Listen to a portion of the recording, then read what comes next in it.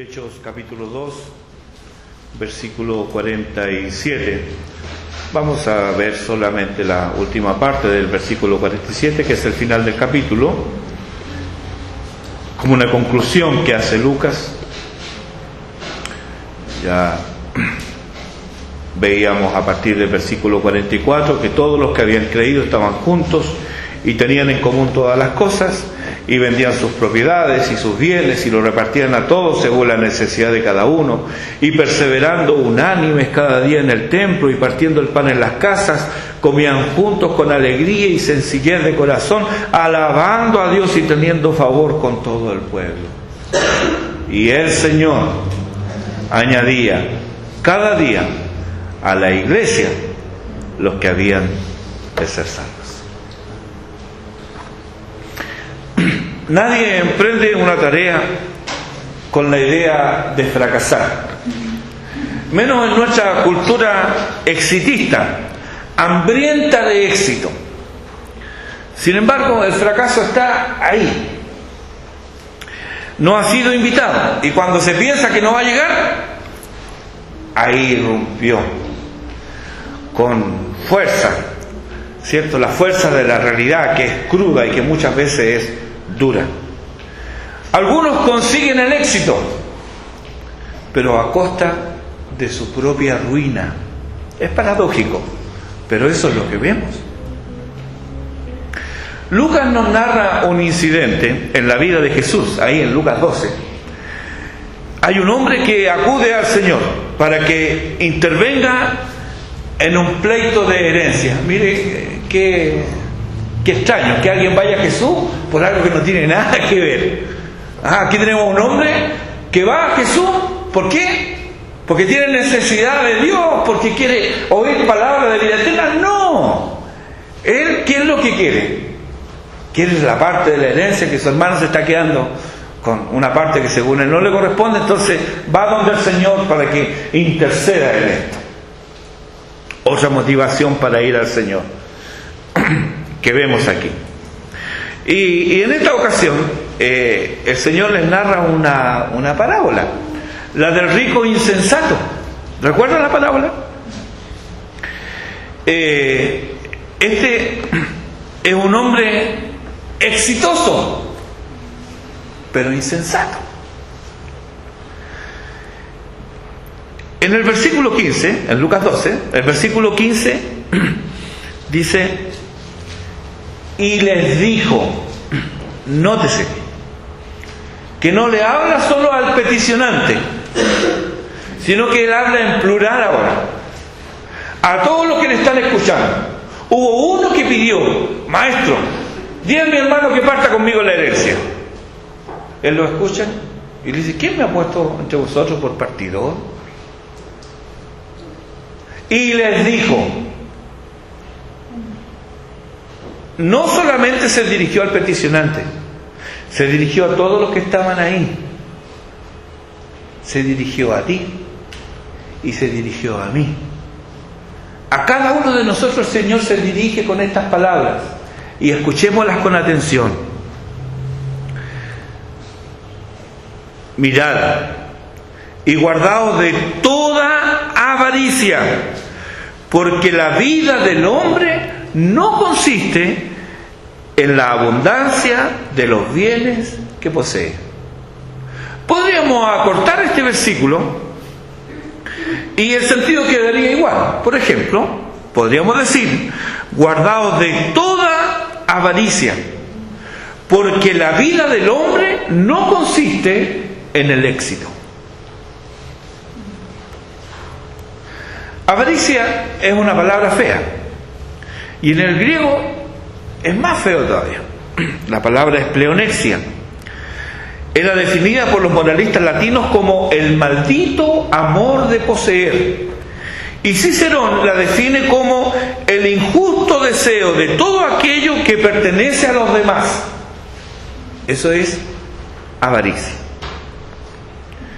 Parece ser que en la búsqueda del éxito, el motor que impulsa a los hombres por buscar el éxito va de la mano con la avaricia y con la codicia. Y no estoy hablando solamente en términos económicos, sino que la situación que se le ocurra. El hombre que va tras el éxito, parece que lo que al final lo mueve es la avaricia, el deseo de poseer algo que le pertenece a otro. ¿Y qué es la iglesia? ¿Emprenderemos nuestra tarea contaminados por el pensar mundano? ¿Acaso somos llamados al éxito?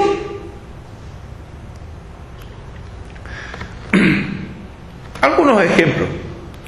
Aarón quiso ser exitoso y proclamó fiesta para Jehová en ausencia de Moisés con el becerro de oro que él fundió.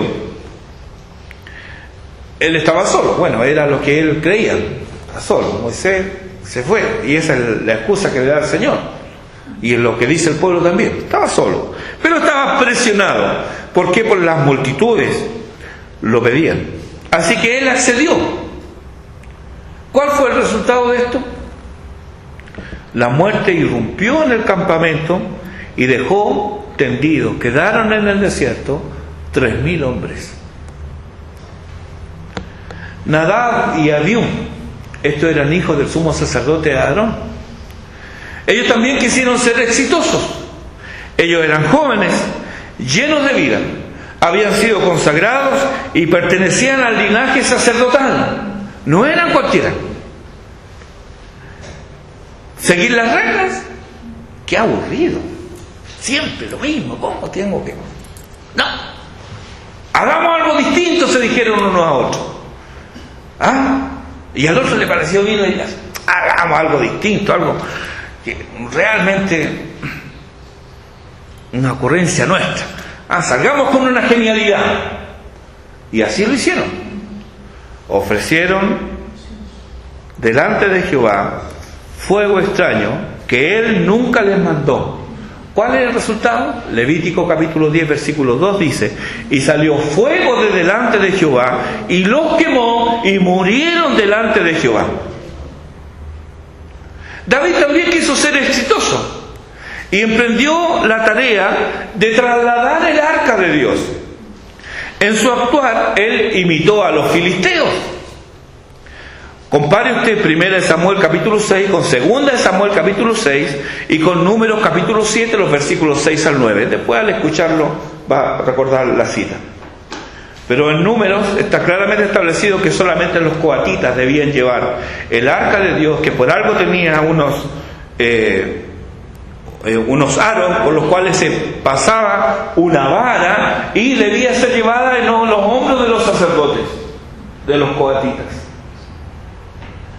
Pero David, ¿qué es lo que lo hace? Lo traslada en un carro, tirado por bueyes. ¿Quiénes habían llevado el arca arriba de un carro? Los filisteos. Entonces, él quiso hacer lo mismo. ¿Cuál fue el resultado de esto? ¿Recuerdan? Que los bueyes tropezaron en algún momento, el arca como que se fue a caer y viene Usa y pone su mano. Y ahí quedó Usa. Murió. No hay nada malo en homenajear al Señor. Las intenciones aquí son buenas. La intención de Aarón, la intención de Nadab y Abiú, la intención de David eran buenas. Pero lo quisieron hacer a su manera.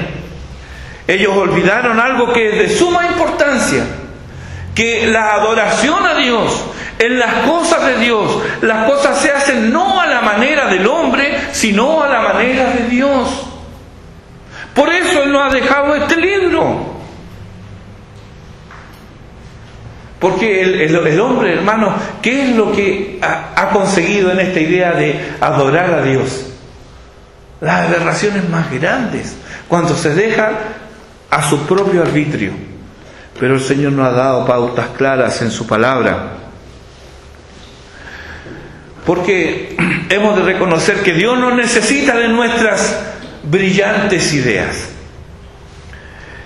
Él no es menos por abstenerse de usar nuestra inteligencia. Él es Dios. Isaías capítulo 55, versículos 8 y 9, dice: porque mis pensamientos no son vuestros pensamientos, ni vuestros caminos mis caminos, dijo Jehová. Como son más altos los cielos que la tierra, así son mis caminos más altos que vuestros caminos, y mis pensamientos más que vuestros pensamientos. Es que en el fondo las ideas de los hombres están contaminadas por el pecado, lo mismo que sus caminos. Y donde el hombre desea el éxito, no lo desea para darle la gloria a Dios, sino para exaltarse a sí mismo. Los caminos del hombre inevitablemente conducen a la autoexaltación o a la autopromoción. Y Dios no comparte su gloria con nadie. Isaías 42:8 dice: yo Jehová, este es mi nombre, y a otro no daré mi gloria. Él no comparte su gloria con nadie. Debe ser esa la razón por la cual no encontramos en ninguna parte de la Biblia un llamado a ser exitosos. No, más bien, el llamado de Dios es a ser fieles. Fieles a Él, fieles a su palabra. Y esa fidelidad raramente se puede tomar como éxito por los hombres. Más bien ocurre lo contrario. Jeremías, por ejemplo, él fue llamado por Dios y Dios estuvo con él. Él fue fiel a Dios, pero desde la perspectiva de los hombres, él fue un fracaso. ¿Dónde están los convertidos de Jeremías? Nadie lo siguió. Él le decía al pueblo: no hagan esto, y el pueblo lo hacía. No hagan Egipto, para allá fueron. Sométanse a Nabucodonosor, se rebelaron contra él. Todo lo contrario, un fracaso, un verdadero fracaso. Pero él fue fiel a Dios. Y no es el único. No es el único profeta que podemos ver así. Por ejemplo, Ezequiel. Hasta el deleite de sus ojos, su propia esposa, le fue quitada. ¿Éxito? No. ¿Fidelidad? Sí, eso sí. Aquí en Hechos 2 tenemos un grupo de más de 3.000 hombres.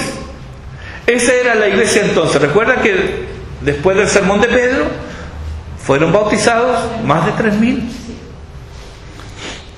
Ellos no pensaban en ser exitosos. Ellos más bien anhelaban ser fieles. Y así les vemos. Perseverando en la doctrina de los apóstoles, se instruían en las directrices dadas por el mismo Dios. Eran fieles amándose sacrificialmente los unos a los otros.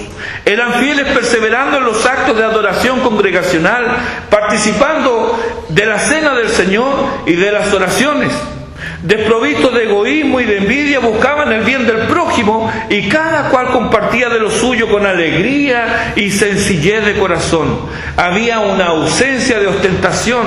Cada cual era como era, sin dobleces ni apariencia ninguna. Y todo este sentir era genuino y comprobable, puesto que brotaba la alabanza y la gratitud era espontánea en cada uno de ellos.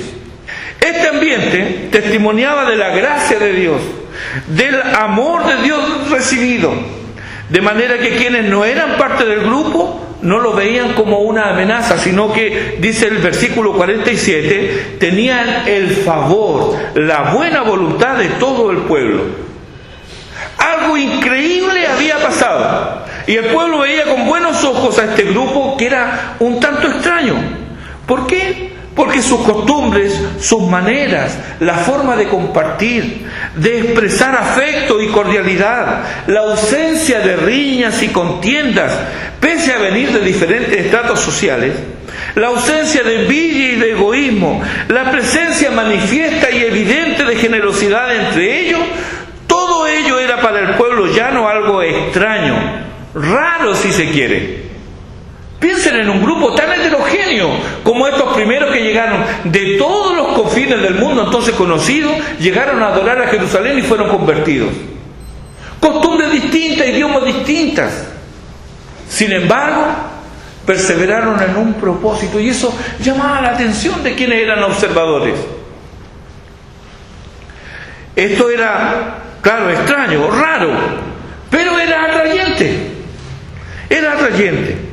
Tal vez sin proponérselo, se estaba cumpliendo ante ellos el Salmo 133, que comienza llamando la atención a cuán bueno es que los hermanos habiten juntos y en armonía. No solo es bueno, sino que dice que es provechoso, es deleitoso. Y ese mismo Salmo termina asegurando que en tal ambiente el Señor envía, manda, ordena bendición y vida eterna, salvación y vida eterna. Leemos al final de este versículo 47, en el capítulo 2 de Hechos, y el Señor añadía cada día a la iglesia los que habían de ser salvos. Lo que leemos aquí es de capital importancia para nosotros ahora. El texto nos dice quién añade, cuándo lo hace y a quiénes añade. Y es importante porque esta parece ser la hora de la pluralidad de voces, donde las opiniones se multiplican, y no solo en torno a las actividades propias de los hombres, sino que en un desenfado irresponsable las ideas del hombre pretenden guiar el obrar del mismo Dios. Primero, entonces, detengámonos a mirar quién añade. El texto aquí no puede ser más claro. Dice, y el Señor añadía cada día a la iglesia los que habían de ser salvos. El Señor añade. En Hechos 9 vemos a Saulo respirando aún amenaza y muerte contra los discípulos del Señor, o sea, contra la naciente iglesia. Mas él, conocemos la historia, camino a Damasco, se le reveló contra quién era su enojo de amenaza y muerte. Caído y ciego, escuchó clarito su nombre. Saulo, Saulo, ¿por qué me persigue? Saulo, ¿se han puesto en el lugar de Saulo ahí? ¿Qué? ¿Que yo persigo a quién? ¿Quién eres, Señor? ¿Quién eres, Señor? Y ahí escuchó algo que cambió su vida. ¿Qué escuchó? Yo soy Jesús, a quien tú persigues. Él creía que perseguía a los discípulos. Él creía que perseguía a la iglesia. Él creía que perseguía a esta secta que se había escindido del judaísmo tradicional. Creía eso, pero estaba equivocado. Él perseguía a Jesús. Quien se opone a la iglesia se opone a Jesús. Quien se opone al Evangelio se opone a Jesús. Quien se opone a la obra de Dios persigue a la iglesia. Más tarde, en Hechos 20, despidiéndose el apóstol Pablo de quienes eran ahora sus amados hermanos, le hace una solemne advertencia. Por tanto, les dice, mirad por vosotros y por todo el rebaño en que el Espíritu Santo os ha puesto por obispos, para apacentar la iglesia de Dios, la cual ganó por su propia sangre. Aquí se nos revela claramente quién es el Señor y dueño de la iglesia. Y también se nos dice cómo obtuvo su propiedad. ¿Qué nos dice? Que la ganó por su propia sangre. De manera que como dueño y señor de la iglesia tiene todo el derecho de admitir en su iglesia a quien él quiere. El hombre nada puede hacer al respecto, ni para añadir ni para quitar de la iglesia. Porque Dios solo añade. Esto es interesante. Él jamás elimina de la iglesia a alguien que Él ha añadido. Quienes son añadidos por el Padre jamás serán sacados de la iglesia. Esa es su prerrogativa divina. Él añade. Él da vida. Juan 20, versículos 27 al 30 dice, mis ovejas oyen mi voz y yo las conozco y me siguen y yo les doy vida eterna y no perecerán jamás, ni nadie las arrebatará de mi mano. Mi Padre que me las dio es mayor que todos, y nadie las puede arrebatar de la mano de mi Padre. Yo y el Padre uno somos. En cuanto a la preservación de los suyos, la mano del Hijo y la mano del Padre sostienen a los hijos de Dios, y nadie podrá arrebatarlos de esas manos. Eso es lo que nos dice el texto. Eso es lo que nos dice Dios en su palabra. No hay sistema, ni método, ni estrategia que pueda añadir a la iglesia, que pueda añadir a los hombres a la iglesia. No son tus lágrimas, no es el sufrimiento, no son los ayunos ni las oraciones los que te añaden a la iglesia. Nada de esto. El hombre, por muy encumbrado que esté, podrá tener cierto poder temporal en esta vida, mas no puede añadir a nadie a la iglesia. Los padres no pueden añadir a los hijos, y los hijos no pueden añadir a los padres.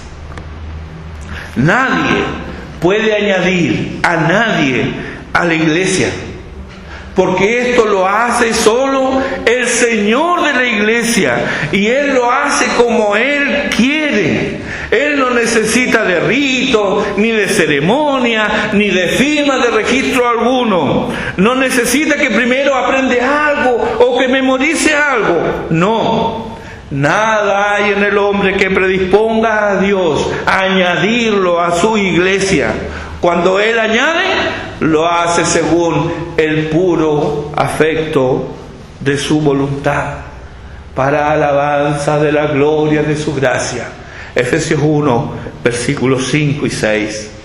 Los hombres pueden añadir prosélitos a sus sectas y adeptos a sus causas, pero solo Dios añade a los escogidos a su iglesia. Los hombres pueden firmar registros de membresía, pero solo Dios te inscribe en el libro de la vida del Cordero. Los hombres te pueden aceptar como perteneciente a su grupo, pero solo Dios te añade a su iglesia, la cual Él ganó por su propia sangre. ¿Has sido añadido a la iglesia? ¿Quién te añadió?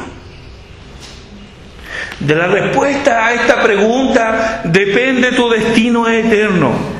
No te pregunto cuánto sabes, porque el diablo sabe mucho más que tú, pero él jamás será añadido a la iglesia.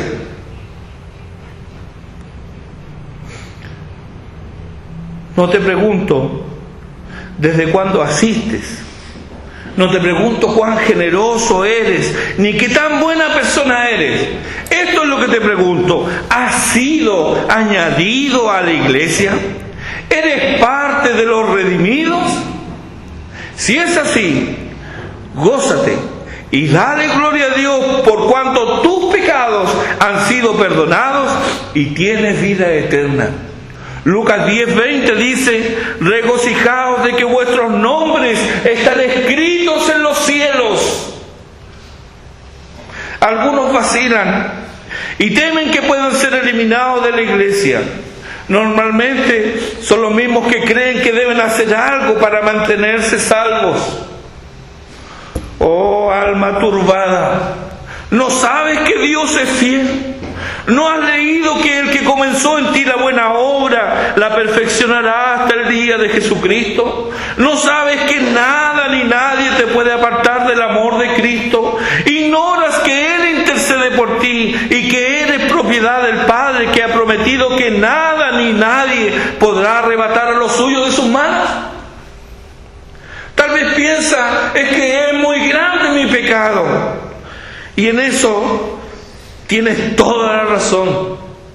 Y es mucho, muchísimo más grande de lo que tú crees. Tan grande es tu pecado que Dios envió a su Hijo a morir en la cruz por tus pecados. Ahora bien, habiendo enviado a su Hijo a morir por tus pecados para redimirte del presente siglo malo, ¿crees acaso que será en vano su muerte? No. Él murió para redimir a los suyos y salvarlos. Pero no los deja ahí. Tenemos una herencia incorruptible, incorruptible incontaminada e inaccesible, reservada en los cielos para nosotros. Y sigue diciendo Pedro que sois guardados por el poder de Dios. El que ha sido añadido a la iglesia es guardado por el poder de Dios. No es guardado por su conducta, no es guardado por lo que él crea, no. Es guardado por el poder de Dios mediante la fe para alcanzar la salvación que está preparada para ser manifestada en el tiempo postrero.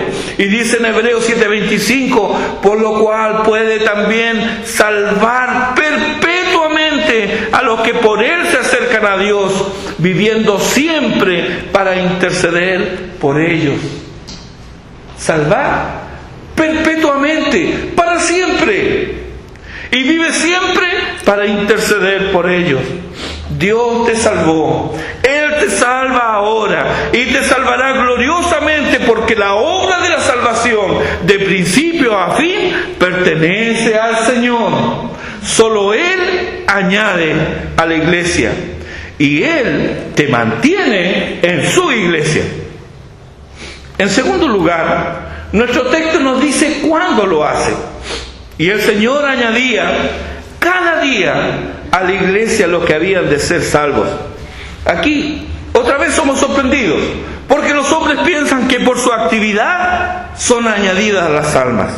Y como no activan todos los días, entonces Dios está limitado.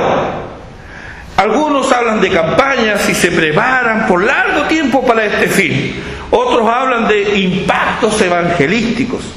En ambos se busca conseguir decisiones por Cristo y todos los esfuerzos se redoblan en el último día.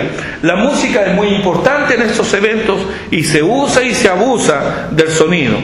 Algunas personas han sido adiestradas de estos grupos para guiar la conversación a una aceptación de este evangelio. Y luego el mensaje coronado por la invitación a levantar la mano, orar de determinada manera y aceptar a Cristo. Y ya está. Ese día fueron añadidos a la iglesia, a eso les dicen, y les instan a referirles a alguien lo que les ha sucedido. No ha habido arrepentimiento, el dolor y el pesar por el pecado está ausente, y lo que es más chocante, estos que han hecho estas decisiones no abandonan ni reniegan del pecado, continúan en él. Sin embargo, algunos de ellos pasan a discipulado y luego son recibidos como miembros de la iglesia de tal y tal. Qué distinto es lo que leemos en el libro de Hechos. Aquí se nos dice que cada día el Señor añadía. Bien podía ser en una casa como en la casa de Cornelio, en una oración como en el caso de Lidia, que ella fue a la oración ahí a orilla del río. Ni siquiera era un lugar físico acondicionado para eso, no, ahí a la orilla del río se reunían a orar, y ahí en ese lugar aparece Pablo y comienza a hablar del evangelio, y el Espíritu Santo abre el corazón de Lidia para creer estas palabras. O puede ser en el camino, como Pablo. Él no estaba buscando salvación, él no estaba anhelando la vida eterna, él estaba persiguiendo a la iglesia del Señor. Y yendo en camino con ese propósito, lleno de furia y de ira, Dios lo transforma, Dios lo cambia.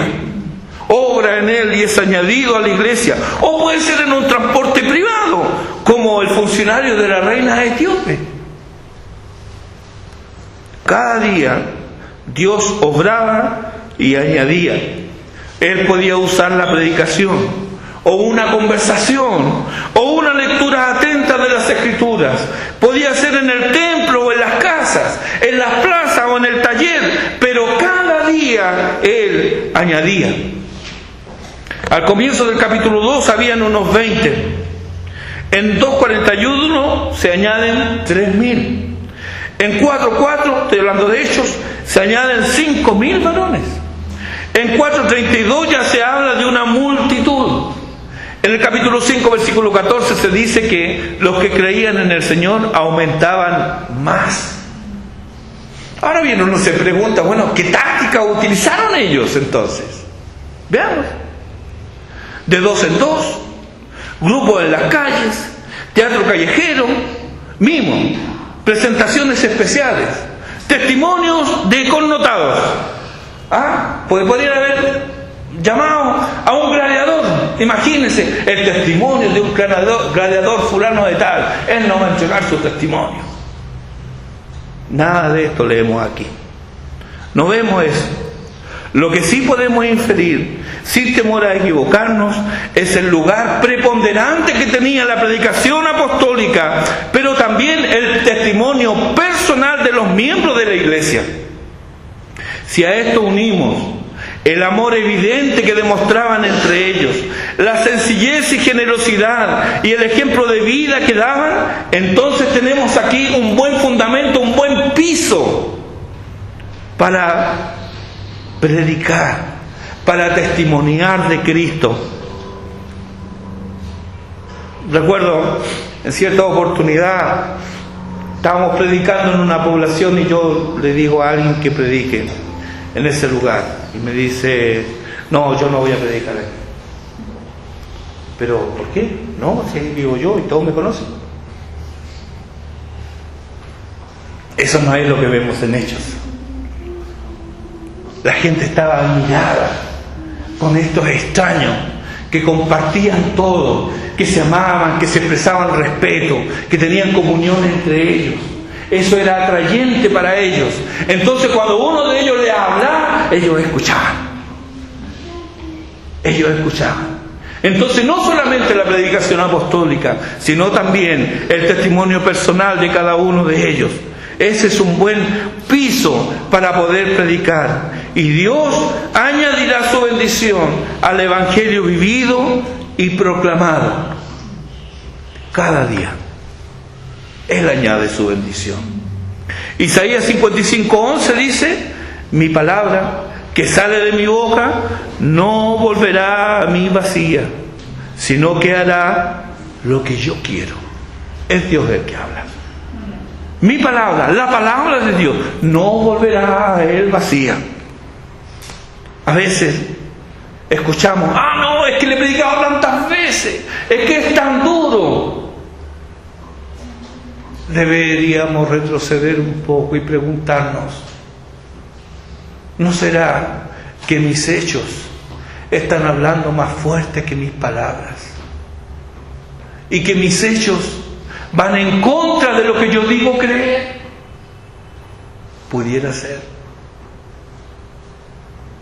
Por último, hermanos, veamos quiénes son añadidos. ¿Quiénes son añadidos? ¿Hay por ahí alguna idea de que, bueno, a la iglesia van, y he escuchado a ambos extremos? La gente mala, ¿no? Esa gente que es perversa, los que han estado en la cárcel, para ellos es la mamá de una miembro de esta iglesia cree así. Los que han estado en la cárcel, eso necesitan ir a la iglesia. Y otros, el otro extremo, no, que para ir a la iglesia hay que ser bueno, yo soy tan malo. ¿A quién añade a la iglesia? Dice nuestro texto: y el Señor añadía cada día a la iglesia los que habían de ser salvos. Algunos manuscritos dicen aquí los que iban siendo salvos. Tiendo a pensar que ambas lecturas son correctas y necesarias, porque hay quienes fueron añadidos a la iglesia local una vez salvos, pero otros fuimos traídos a la iglesia, como algunos hoy día están aquí, no son salvos, pero están en la iglesia local. Pero Dios hará una obra de gracia también en sus vidas. Dios obró un día, pero no en el primer día. En otros Dios obró antes y luego, desesperados, buscaron una iglesia. Recuerdo un amigo de mi papá que él contaba que cuando él se convirtió, comenzó a correr desesperado a la iglesia. Ese era su deseo, porque en su entendimiento, una vez llegado a la iglesia, él podía confesar sus pecados y él tenía la seguridad de que Dios lo iba a perdonar. Dios ya había obrado antes, pero en su entendimiento él pensaba así. Pero ya sea de una o de otra manera, lo que nos queda claro es esto: el Señor es el que añade. La iglesia, entonces, La verdadera iglesia se compone solo de salvados. Solo estos son los que han sido añadidos a la misma y fueron salvos por la gracia de Dios. Efesios 2, 8, 9 dice: porque por gracia sois salvos por medio de la fe, y esto no de vosotros, pues es don de Dios, no por obras, para que nadie se gloríe. Notemos aquí, hermanos, lo que no está. No hay indicación alguna de sexo o de edad, tampoco de educación o de estatus social. De hecho, sabemos que habían algunos esclavos, habían personas adineradas, había hombres y mujeres, habían personas respetables desde el punto de vista humano. ¿Sí? En Corintio, ahí el apóstol Pablo se despide de... no me acuerdo en este momento el nombre, pero era un funcionario del gobierno de la ciudad. Pero también encontramos esclavos. Habían no solamente estas personas respetables a los ojos de los hombres, por supuesto, y también habían a otros que desearían borrar su negro pasado. Una lista que encontramos por ahí, ¿cierto? En 1 Corintios capítulo 6. Y estos erais algunos. Ellos no tenían de qué ufanarse. Pero Dios no hace acepción de personas. ¿Por qué? Porque todos están bajo condenación. Romanos 3:23 dice que por cuanto todos pecaron y están destituidos de la gloria de Dios. Hay quienes se esfuerzan en llegar a los adinerados. Esta es una idea que hay en algunas iglesias, de llegar a los lugares donde hay un buen poder adquisitivo. Ahí vamos a predicar, ahí vamos a hacer un puerta a puerta. Otros encuestan, antes hacen una encuesta para saber el medio socioeconómico en el cual va a llegar esa futura iglesia. Y hasta oí de una iglesia en el norte que se cerró. ¿Sabe por qué? Porque no era rentable. ¿Puede creerlo? Y la iglesia que estaba aquí no se cerró, es que no era rentable.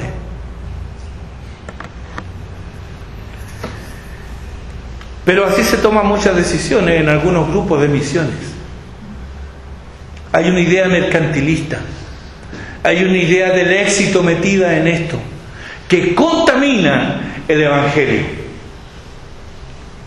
La iglesia ha dejado de ser la iglesia del Dios vivo y ha pasado a ser una organización regida por conceptos gerenciales del mundo empresarial. ¿Es de extrañarnos entonces de tantos cristianos nominales? ¿Nos ha de asombrar la impiedad en el cristianismo?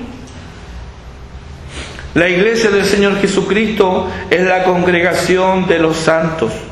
En ellos ha obrado el Espíritu Santo, que los llama, los mueve, les dirige, les anima, los impulsa a la santidad. Y así anhelan la gloria de Dios en todo su quehacer.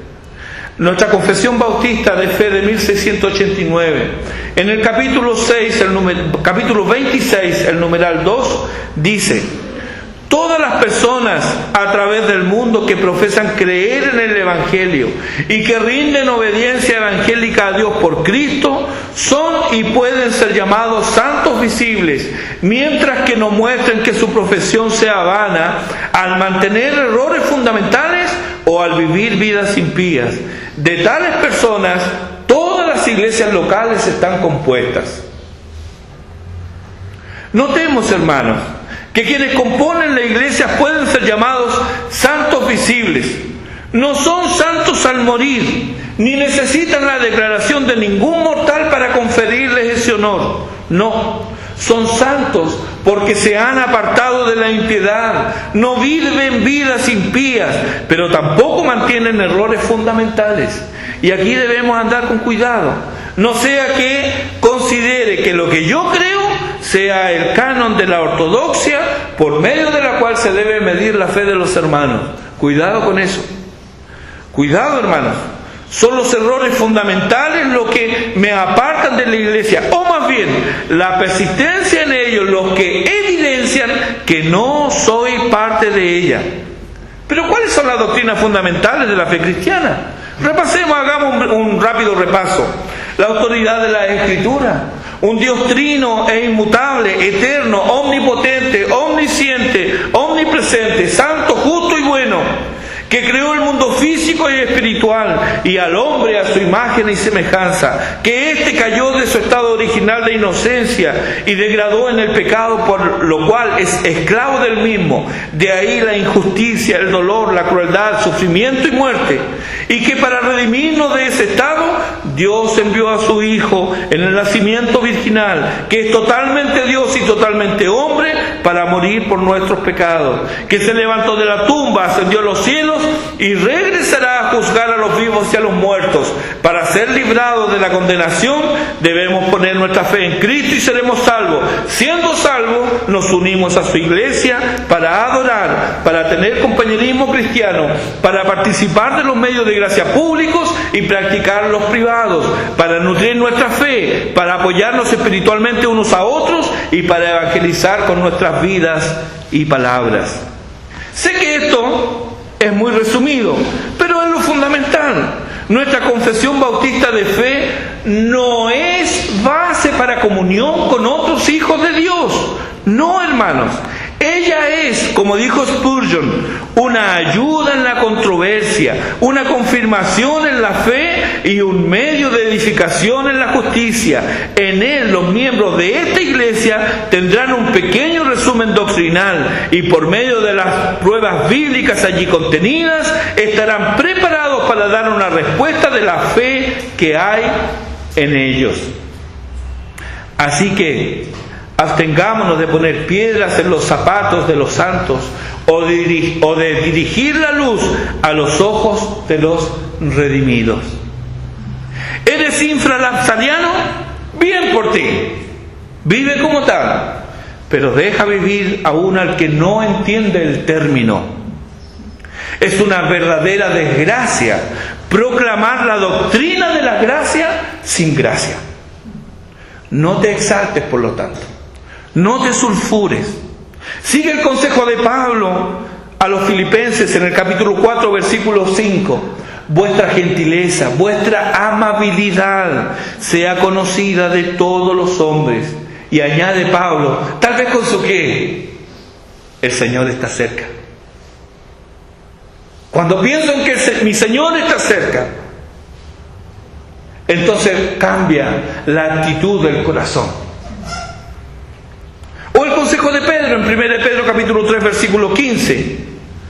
Es interesante porque comienza ambos versículos, el 15 y el 16, al menos como comienza. El 15 comienza: santificad a Dios el Señor en vuestros corazones y estad siempre preparados para presentar defensa con mansedumbre y reverencia ante todo el que os demande razón de la esperanza que hay en vosotros. Y el comienzo del versículo 16: teniendo buena conciencia. Miren las cosas que son necesarias para poder compartir con aquel que pide luz.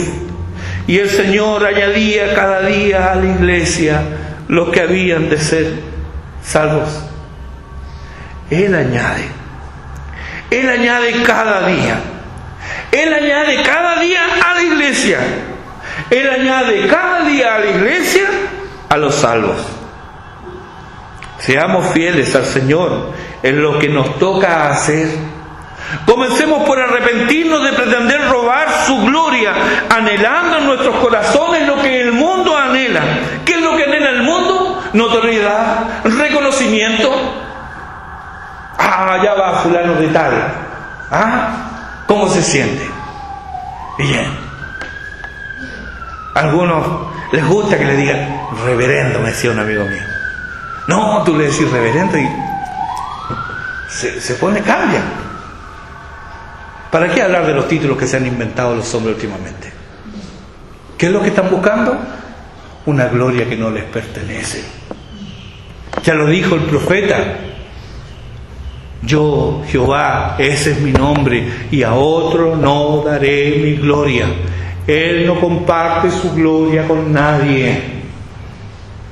Entonces debemos arrepentirnos de esos anhelos, porque a veces tenemos una motivación que es impía, que en el fondo lo que busca es la autoexaltación, la autopromoción. No busca la gloria de Dios ni la edificación de los fieles.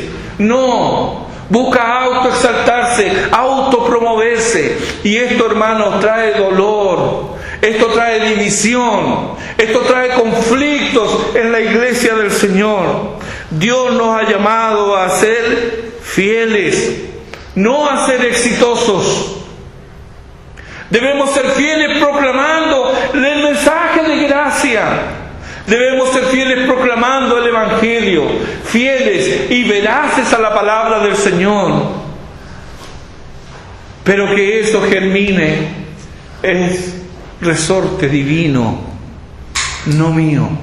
Ni tú ni yo somos llamados a convertir a nadie, porque la salvación es del Señor.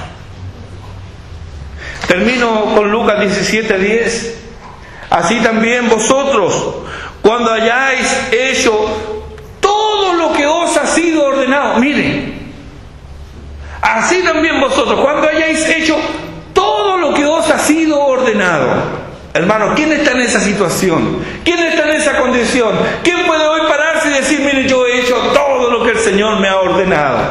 Bueno, si hubiera uno, ese tiene que decir lo siguiente: si cuando hayáis hecho todo lo que os ha sido ordenado, decid, siervos inútiles somos, pues lo que debíamos hacer, hicimos. Que nuestro anhelo sea escuchar un día que el Señor de la iglesia, nuestro Señor Jesucristo, nos diga, bien, buen siervo y fiel. Anhela eso tu alma. El único reconocimiento que quiero. Escuchar un día de boca de mi Salvador que me diga, bien, buen siervo y fiel. En lo poco has sido fiel, en lo mucho te pondré. Entra en el gozo de tu Señor. Que así sea. Dios tenga misericordia de nosotros y nos bendiga, haga resplandecer su rostro sobre nosotros, para que sea conocido en la tierra, en esta nación, sea conocido su camino, y en todas las naciones, que la salvación es del Señor. A Él sea la gloria. Oremos.